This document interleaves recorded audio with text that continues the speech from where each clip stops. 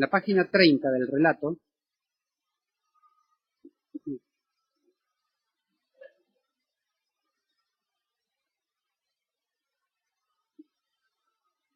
perdón, en la página 30 de la película.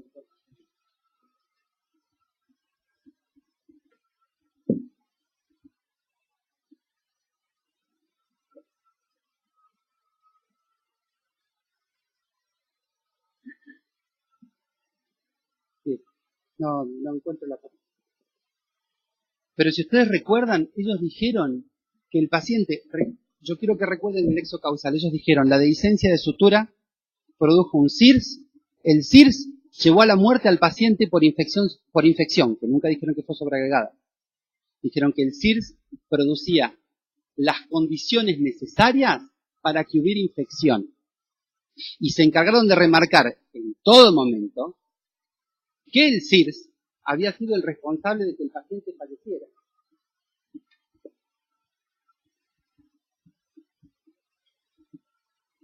Como yo le dije al doctor, y como le marqué, la definición de CIRS, a ver, CIRS es lo tengo o no lo tengo. No es lo tengo a medias, no es tengo un poquito de CIRS, o mucho CIRS. El CIRS es una entidad definida que dice, primero, que tiene poca especificidad para determinar la gravedad de los pacientes. Lo dice el trabajo que ellos presentaron en contra mí. Dice, el CIRS tiene poca especificidad para indicar la gravedad de pacientes internados en terapia intensiva. Estudios recientes demuestran que su presencia puede ser casi del 100% en los pacientes con curso postoperatorio. Es decir, el CIRS se presenta después de cualquier cirugía. Lo dice el relato oficial, no lo digo yo. El relato oficial que usaron en mi contra.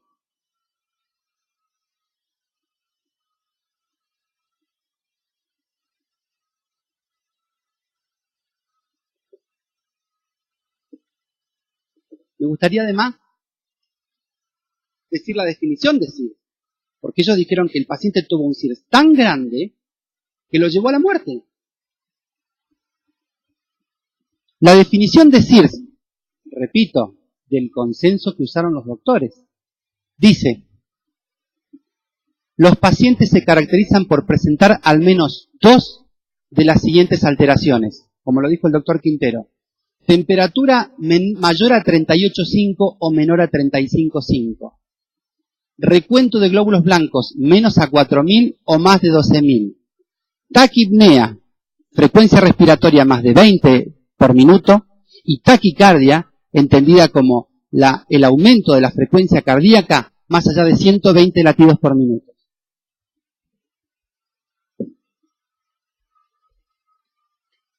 Voy a repasar hojas de enfermería del CEMIC, ya que la historia clínica mía es mentira, voy a decir las hojas de enfermería del CEMIC, de la terapia. ¿Se acuerdan de los 3 parámetros? Fiebre, frecuencia respiratoria y taquicardia. Además de los leucocitos. Acá no figuran los leucocitos, pero tiene que tener 2 o más para hacer CIRS. Fecha 25 del 6. Frecuencia respiratoria 22. Frecuencia cardíaca 110. Temperatura 36. El 26 del 6 el paciente no estaba en CIRS. Fecha 25 del 6. Frecuencia respiratoria 21. Temperatura 36,6. Frecuencia cardíaca 80. El paciente no se encontraba en CIRS el 26.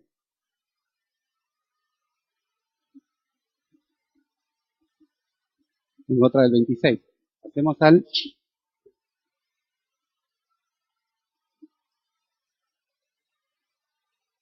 27. Ya vamos al día 27. Ya hacía 7 días que estaba internado en la clínica CEMIC. Temperatura 36,2. Frecuencia cardíaca 20. Perdón, frecuencia respiratoria 20. Frecuencia cardíaca 103. No estaba en CIRS.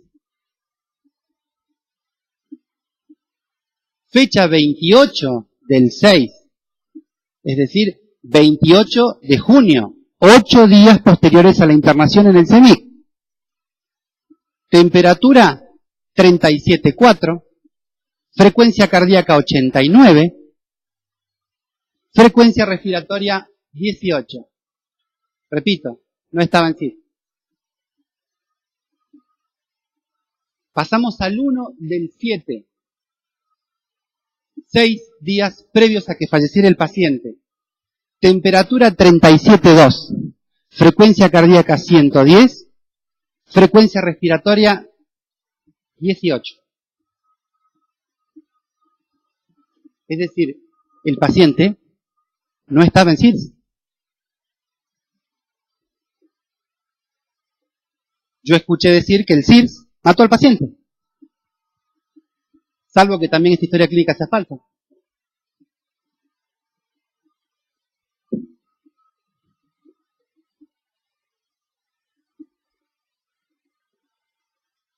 Hay algo muy importante, que tanto el doctor Cosarín como el doctor Lozada dijeron que las dehiscencias de suturas producidas antes del 7º día eran culpa del cirujano. Y eso lo dijeron invocando el relato del doctor Pecol, que como ya mencioné, tengo la suerte, el placer y el honor de conocer y de haber charlado con él y de que él me regalara el libro que leyó el doctor. ¿Quieren que repita lo que dice el libro? Si el tribunal me lo permite, lo vuelvo a repetir.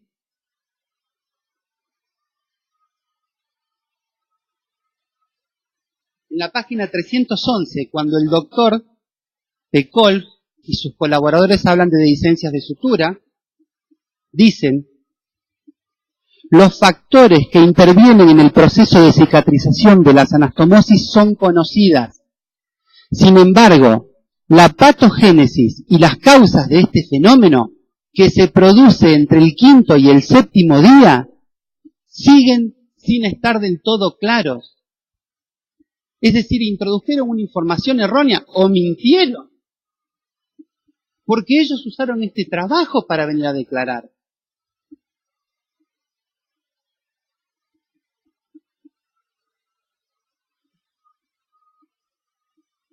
Queda más que claro que la fuga y la dehiscencia de sutura es una complicación posquirúrgica que depende de muchos factores, pero que no se puede aseverar que corresponda a uno o al otro según la cantidad de días que lleva de dehiscencia o que lleva de sutura.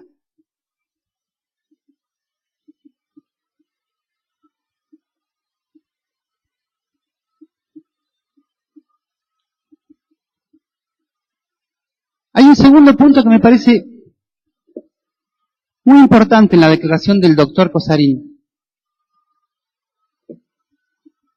Lo voy a leer textual.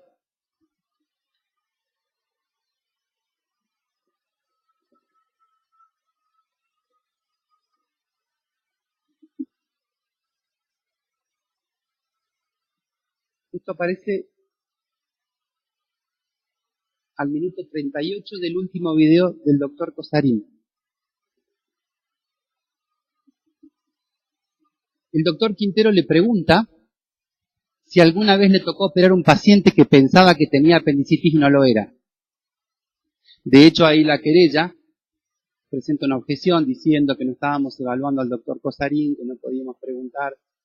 El tribunal decidió que era pertinente que el doctor Cosarín contestara.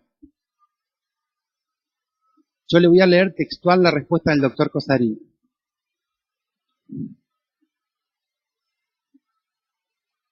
La apendicitis no solamente es sospechosa a través de una imagen o una sintomatología, debe acompañar una serie de circunstancias. ¿Usted me pregunta en la generalidad? Sí, me ha pasado evaluar a un paciente similar.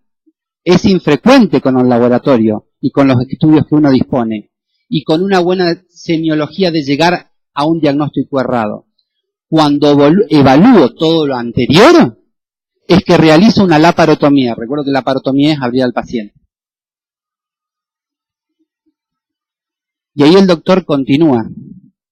¿Pero qué pasa? Pasa. ¿Y qué ocurre? Continuar la cirugía en muchos casos extirpando el apéndice es lo más frecuente que se hace. También, una vez que se inicia con el diagnóstico de apendicitis, en muchos casos se termina realizando la apendicectomía por dos razones. Uno, porque uno la observa que está bien, pero a lo mejor el patólogo dice que está mal. Y la otra razón, en los casos que me han tocado, con una buena semiología y un buen laboratorio, hemos extirpado igual el apéndice. Porque corresponde además a quien solo va a observar la cicatriz y viajó 3.000 kilómetros y está en La Quiaca, con una incisión de McBurney o con una mediana, que es lo más frecuente, sospechar que la operaron del ovario o del apéndice. Pero después de operarlo se le dice, pero usted tenía el apéndice. Entonces, como regla, generalmente, si se ingresa se le saca. El doctor Cosarín admitió bajo juramento que a pesar de que él le hacía laboratorio, compatible con apendicitis, ecografía, compatible con apendicitis, clínica, compatible con apendicitis, tomografía, porque estaba en el hospital Pirovano, compatible con apendicitis, llegaban, lo operaban, no era una apendicitis, igual se lo sacaban por si el paciente viajaba a La Quiaca. Esto lo dijo el doctor bajo juramento, que él sacaba los apéndices sanos por los dedos.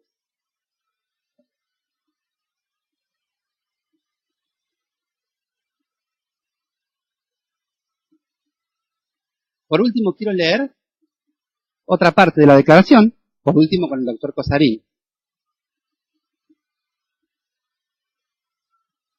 El doctor Quintero le pregunta, cuando un paciente está 10 días con un respirador, ¿hay aumento de la infección en los pulmones? El doctor Cosarín contesta, no solamente con respirador, a su vez tiene un tratamiento antibiótico de amplio espectro. La respiración, con respirador, ya de por sí trae aparejada la posibilidad de la posible complicación. O sea, que es inherente a la intubación.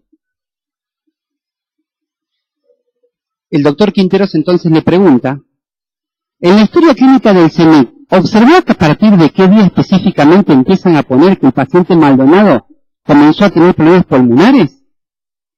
El doctor contesta, lo que yo recuerdo es que al ingreso tenía unos rales, es decir, unos ruiditos cuando le escuchaban los pulmones. Pero el momento exacto en que dice que empezó con la neumopatía, no lo recuerdo. Es decir, el doctor Cosarín estaba admitiendo la neumopatía del CENIC.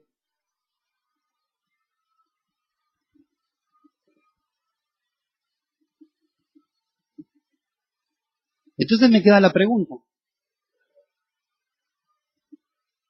¿por qué no se investigó la neumopatía? ¿Por qué no pidió la autopsia? Si hubiera habido autopsia y hubiera determinado que estaba infectado el pulmón, ¿a qué correspondería la causa de muerte?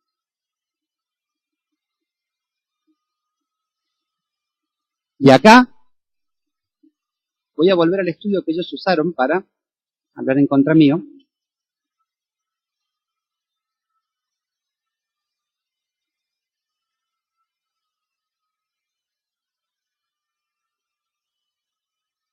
En donde habla de las infecciones relacionadas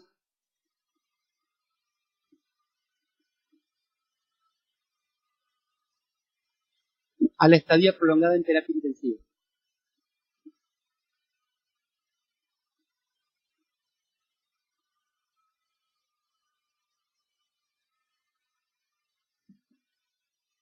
Empieza diciendo,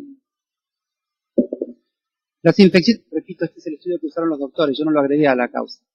Es el estudio que leyó el doctor Cosarín. Las infecciones nosocomiales son una de las causas más frecuentes de muerte y mortalidad en pacientes críticos. Se calcula que anualmente en Estados Unidos se gastan $5.000 millones. Los estudios recientes han detectado los siguientes factores de riesgo para contraer una infección nosocomial. Estadía en terapia por más de 48 horas, estuvo 19 días. Ventilación mecánica. Cateterización de la arteria pulmonar, que también la tenía este paciente. cateterización urinaria, es decir, sonda vesical, y uso de antiácidos, que también los tenía. Es decir, tenía todos los factores de riesgo para hacer una infección intrahospitalaria.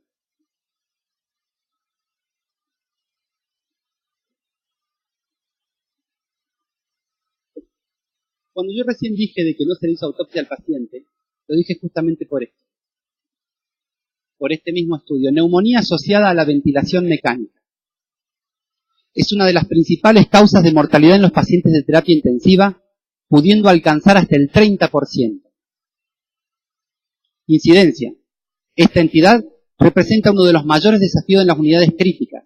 Se encuentra asociada en pacientes con fallo respiratorio, como tenía este paciente, entre un 9 y un 21%, y acá está lo más importante. Y en aquellos pacientes que fallecen del síndrome de distrés respiratorio del adulto, que es lo que dice el certificado de definición, que falleció del síndrome de distrés respiratorio del adulto, se ha detectado su presencia en más del 70% de las necropsias realizadas. Es decir, que los pacientes que fallecen intubados y con síndrome de distrés respiratorio, el 70% mueren por una neumonía.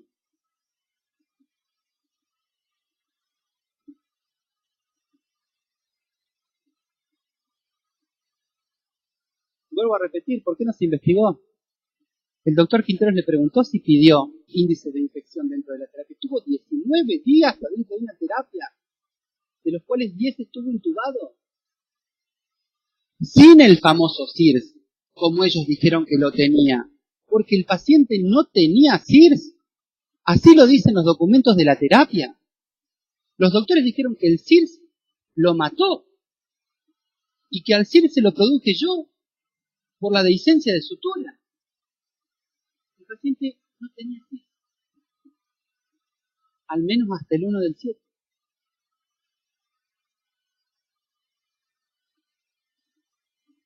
Eso es lo que voy a decir con respecto a la declaración del doctor Cosarín. Ahora voy a hablar con respecto a la declaración del doctor Lozada.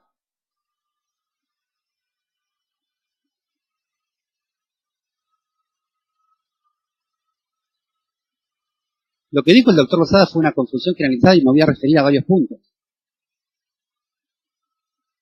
Primero, vino en carácter de testigo calificado. ¿En qué? En medicina forense, me imagino.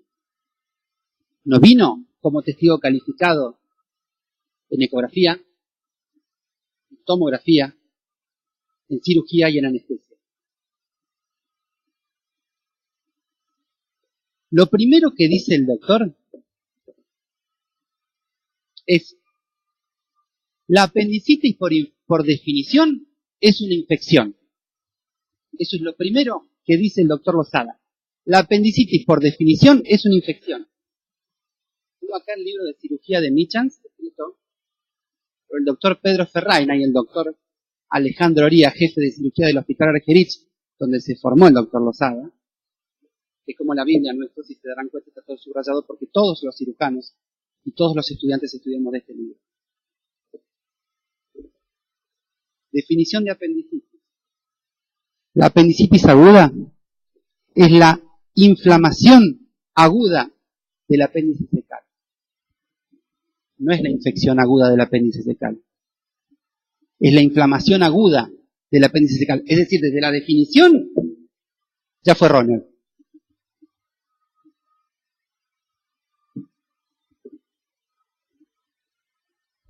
El doctor Lozada procede y dice, cuando habla de la ecografía, que la eficiencia de la ecografía es del 78 al 98% para detectar la apendicitis. Pero agrega, hay limitantes importantes en este caso, porque los gases no permiten ver bien las imágenes. Yo le pregunto, ¿qué gas? Si el doctor Betanzo hizo la ecografía y vio la imagen y no describe gases, ¿qué gases? ¿De qué gases habla el doctor Lozada si no vio al paciente? ¿Qué está haciendo una inferencia de que en la ecografía no se puede ver porque se imaginó que el paciente tenía gases? Porque en la ecografía no dice que el paciente tenía gases. Y el doctor Betanzo dice que ve el apéndice con signos de complicación. Entonces, ¿qué está diciendo? Que el doctor lo está subiendo.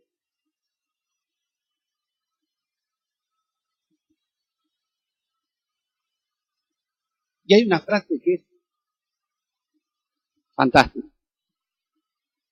El doctor dice, porque por los elementos que tenemos hoy en la medicina basada en evidencia, permiten realizar un diagnóstico concreto del paciente. Un infarto antes era clínico, hoy es endoscópico con cateterismo. Es decir, que se diagnostican infartos nada más que en la Fundación Cardiológica de Chipoleti, y acá no sé qué centro tiene para hacer cateterismo cardíaco. No, doctores, el infarto es clínico. El infarto es un diagnóstico clínico. El cateterismo es el tratamiento del infarto, no el diagnóstico del infarto. Porque entonces no hacemos clínica de los pacientes. Sigue el doctor Lozada diciendo, expone la imagen de la tomografía y dice, yo acá veo 3 imágenes. Es decir, que el doctor Lozada vio más imágenes que 3 especialistas. Que el doctor Paglia, que la doctora Carrascal y que el doctor Moguillán, que vieron todos 2. Refiere además que al paciente se le indicaron 18 dosis de diclofenac 600.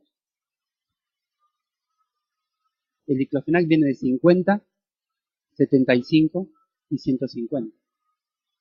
Lo que viene de 600 es el ibuprofeno, no el diclofenac.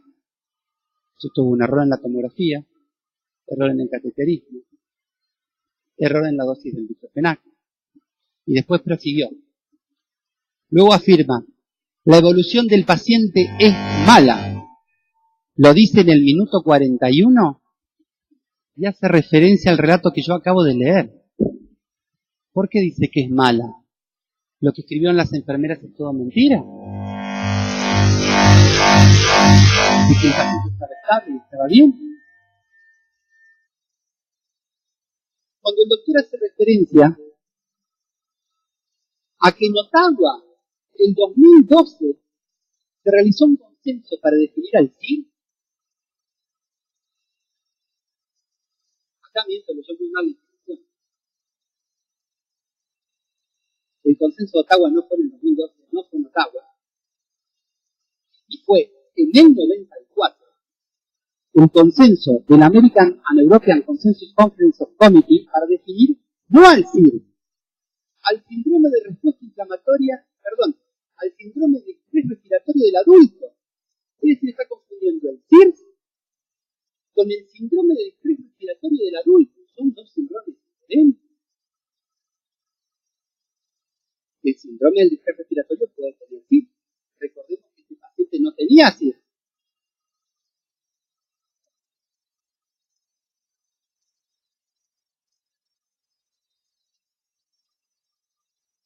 En el minuto 52 del video 287, y lo voy a leer textual, el doctor dice, en vez de la cirugía, no se pensó con la cabeza fría.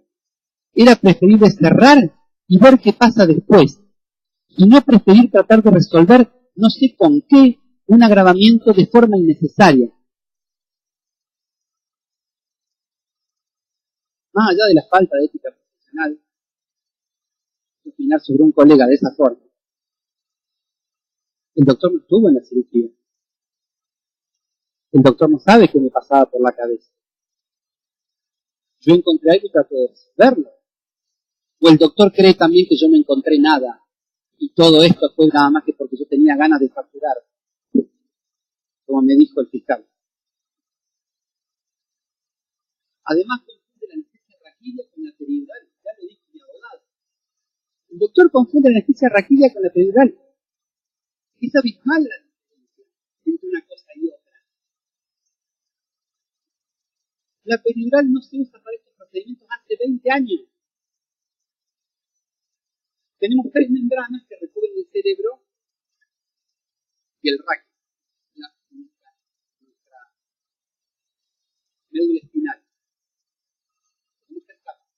Fuera, que es la de la madre, la del medio, que es la de la madre, y la última,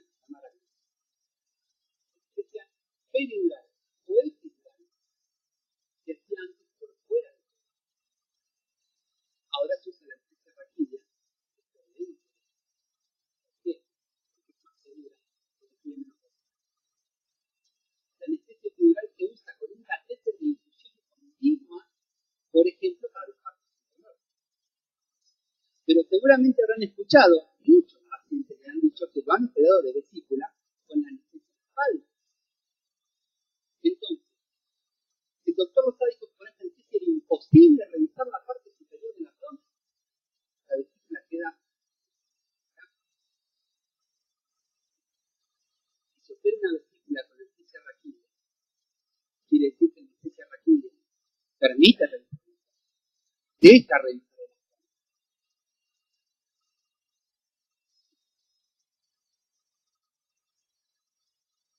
Después en el minuto 225 del video 289, cuando el fiscal o la querella le acercan el consentimiento informado de la clínica, el doctor dice, esto es genérico. Además, esta no es la letra de Poletti. O sea que el doctor además vino como perito calidad. Porque hizo una pericia de Milete y descubrió que era o no era Milete.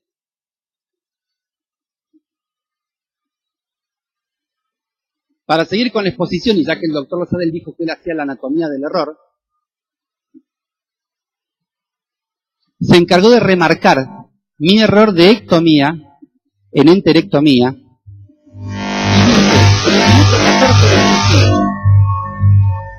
Se observa dilatación de altas de Jung, que ahí explica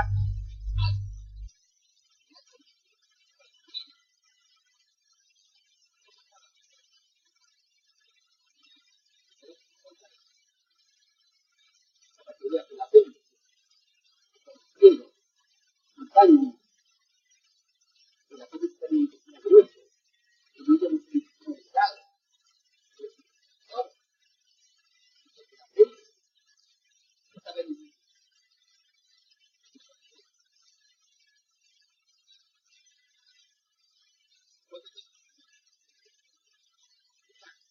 también lo que es vale, dice, al principio va a aparecer una lenta picardia, no son cruciales, el paciente me tiene la experiencia de la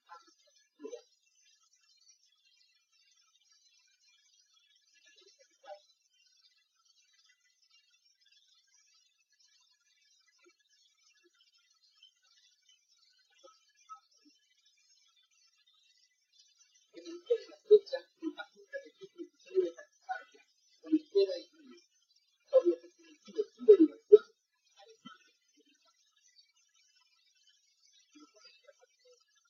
yo mandé al paciente a hacer exámenes complementarios. Yo no tengo que solo mandar a hacer exámenes complementarios. Yo tengo que mandar y decir a qué se va a mandar. O sea, están diciendo que yo tengo que indicarle al profesional que recibe el paciente en otro nosocomio cómo actuar. Yo envío al paciente cuando se excede a mi complejidad. La conducta que tome el profesional receptor depende del profesional. Yo no voy a decir, hacele tal cosa y hacele tal cosa, y después hacele tal cosa. Yo mando al paciente para que se lo evalúe. Con taquicardia, que fue el primer signo que tuvo el paciente, como dice el doctor Lozada que tiene que tener el paciente que tiene una dehiscencia de sutura.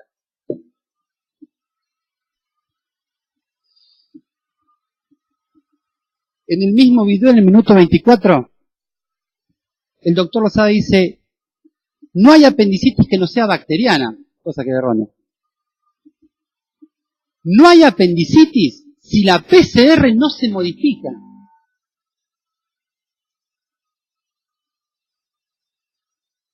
Es más, se encargó de decir, si la PCR es negativa, no es una apendicitis.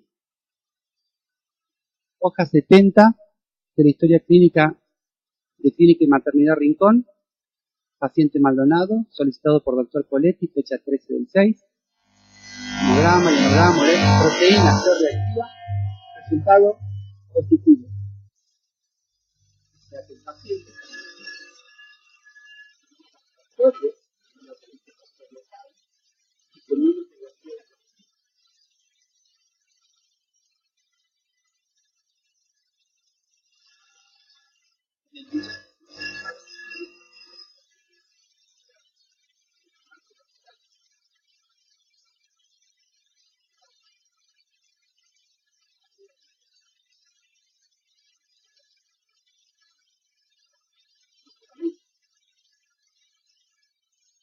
todos,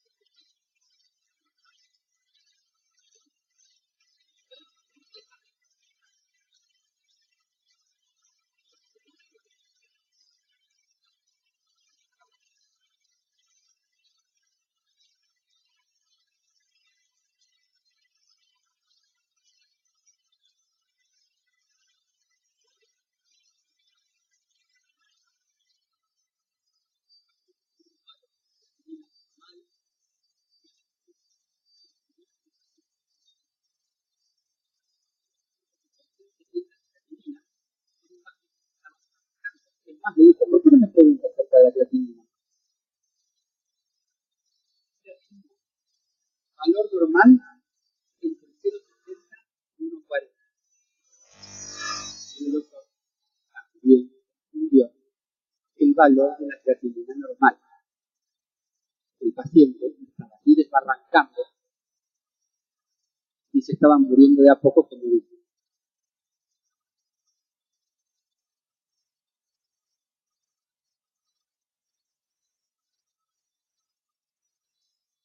Paso el video, discúlpenme, largo por la educación. Paso el video 2:91 el minuto 4:20. El doctor Quintero le pregunta, ¿qué es una creatinina? El doctor responde, no produce, facilita las condiciones para que la facilidad se infecte. Cuando usted coloca un tubo nasogástrico para la ventilación, se acorda. El doctor dice que para el ventilador nasogástrico, todos yo lo veo habitualmente en la terapia. Seguramente se han visto pacientes. Los tubos no son nasogástricos, son orogástricos, son a partir de la boca. El paciente está intubado a partir de su boca. Es decir, el doctor nuevamente otra la historia, diciendo que el tubo es nasogástrico y no orogástrico.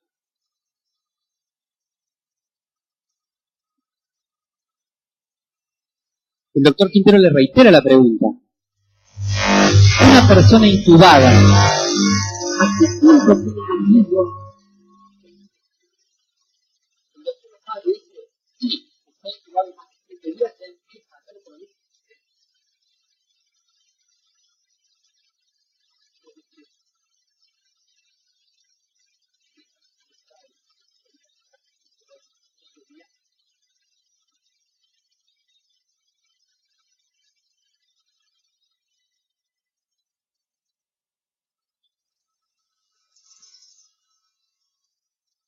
En el minuto 15, el doctor Quintero le pregunta, ¿nadie dice que eso es mala práctica? El doctor contesta, si se produce dentro de los 7 días, según lo dice Fecol, dice que esto es una falla técnica, es decir, que es responsabilidad del cirujano. Incluso menciona que eso estaba escrito en la página 76 del relato oficial. El doctor tiene todo el derecho a equivocarse el número de páginas, porque no está en la 76, está en la 78. A lo que no tiene derecho es a mentir. Porque en el relato en ningún momento dice que es culpa del cirujano cuando las dehiscencias se producen antes de los 7 días. En ningún momento del relato. No voy a volver a leer el libro que me regaló el doctor Tecol la semana pasada, en donde él mismo escribe que las complicaciones y las dehiscencias de sutura producidas entre el día 7 son multivariadas y no se conoce la causa.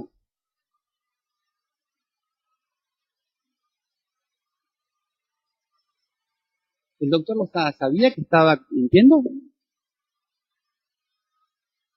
¿Él sabía que estaba introduciendo información errónea al tribunal?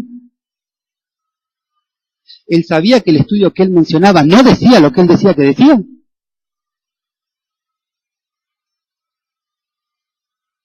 Para terminar con la exposición del doctor Lozada, voy a mencionar el último de ellos, que la querella se encargó de remarcar también. Al final del cuestionario de la defensa, el doctor Quintero le pregunta: doctor Lozada, usted habló de que le colocaron 50 dosis de Reliberan.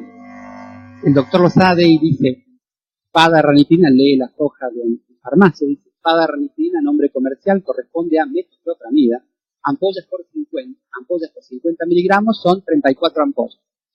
Reliberan, principio activo metoclopramida, es el mismo principio activo, sumando 16 más 34 da 50. Entonces el doctor Quintero le repregunta: doctor, ¿la ranitidina es Reliberan? Él contesta: sí, es el mismo principio activo. El doctor Quintero le pregunta: ¿de dónde lo leyó? Yo digo lo que dice Internet, dijo el doctor Lozada. Yo quiero aclarar, ya lo aclaró la doctora Jiménez, la ranitidina es un antiácido, es el famoso Taural. El Reliberan, la metoclopramida, es el Reliberan, es un anticonceptivo. Son dos drogas diferentes. Vuelvo a preguntarme, doctor, ¿sabía que el Reliberan era distinto a la ranitidina? ¿Él sabía que estaba hablando de dos drogas distintas?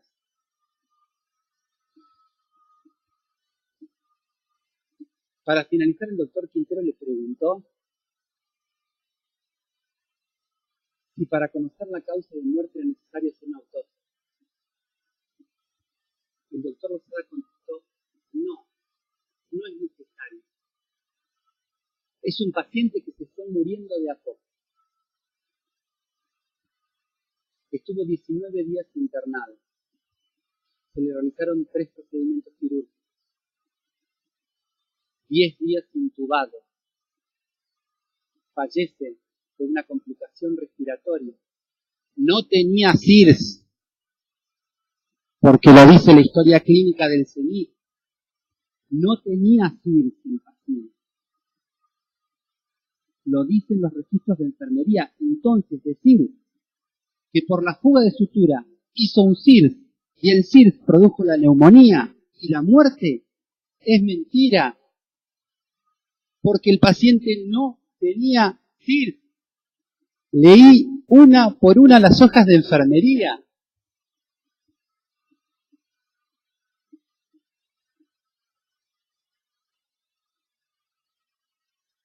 Yo, como les dije, señores jueces, yo también soy miembro de la Asociación Argentina de Cirugía.